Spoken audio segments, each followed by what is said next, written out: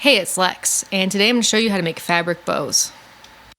You can use any kind of fabric you want. You just need a piece that's twice as wide and twice as long as you want your end result bow to be.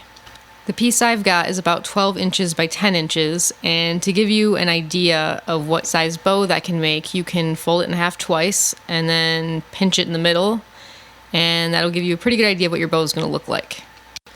So once you got your size figured out, we're going to flip the fabric right side up, and you want to fold it in half so that your longest edges are together.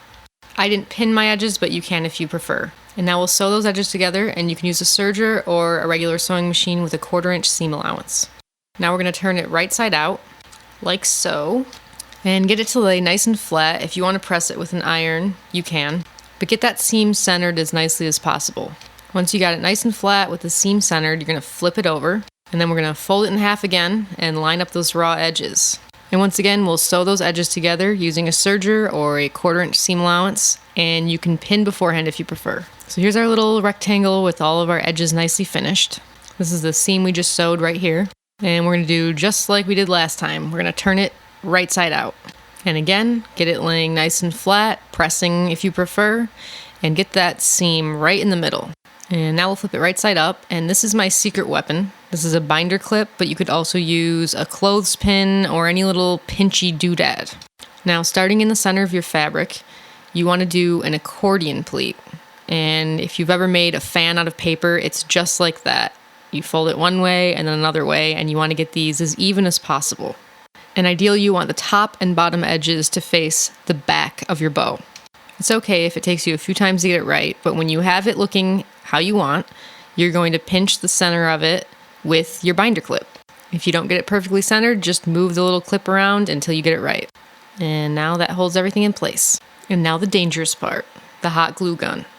Hot glue guns sometimes get a bad rap, and the secret is you need a high temp hot glue gun with high temp glue, and then you won't have any problems with your stuff falling apart. Also, if you can find one of these little silicone mats I have, I highly recommend it. It makes working with the glue gun a lot easier. So now you're going to need some coordinating ribbon. I'm using satin, but you can also use grosgrain. I'm going to lay the edge of the ribbon on my mat, and once my glue's heated up, I'm going to put a little glob of glue right on the edge of that ribbon. Please be careful with the hot glue gun. It is unbelievably hot, and it will burn the bejesus out of you. We're going to take that pleated fabric and lining up that back center with our glob of glue, press it right down onto the ribbon. Give it a good 20 seconds or so for the glue to cool down. The silicone mat seems to make it go quicker. And you can even let go because that little clip is doing all the work for us. Now we're going to take our glue gun again, and we're going to do about an inch long gob of glue along the ribbon. And now you want to make sure you have a good grip on all those little pleats on your fabric. And we're going to remove the clip.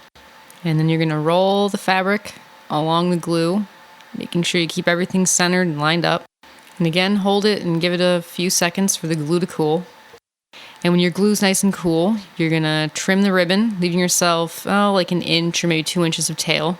So let's talk fasteners for a minute. For a medium bow, I'd use a snap clip. And for a big bow, I'd probably use an alligator clip, especially one with teeth that'll keep it in place. And for smaller bows, you can use a bobby pin, and you can use one that has one of these little pads for gluing, or you can use a regular bobby pin. If you want to make a brooch, you can use a blank pin back or a safety pin. So I've got my bow and my snap clip, and I'm ready to finish things off. So you can kind of slide the snap clip onto the ribbon, and of course you want the top of the snap clip touching the bow. Pull the ribbon fairly tight across the back, and you'll probably have a little extra that you can trim off here. You want to leave just maybe about 1/2 inch extra that you can fold back behind the snap clip.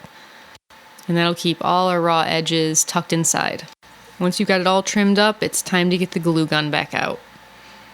So pull your clip out of the way and put a big gob of glue on the back of the bow.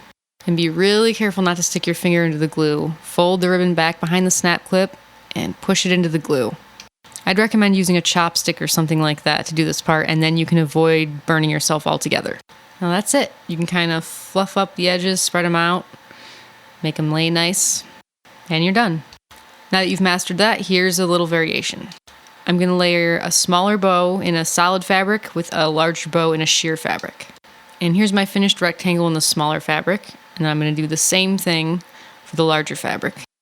Now I could do one bow right on top of the other, and this would really work well with two solid fabrics. But I'm going to take the solid layer of the bow and put it inside the sheer layer of the bow, just like this. Add our ribbon and our clip to the back, and we're done. And there you have it. For more free tutorials and kick-ass sewing patterns, visit whatthecraft.com.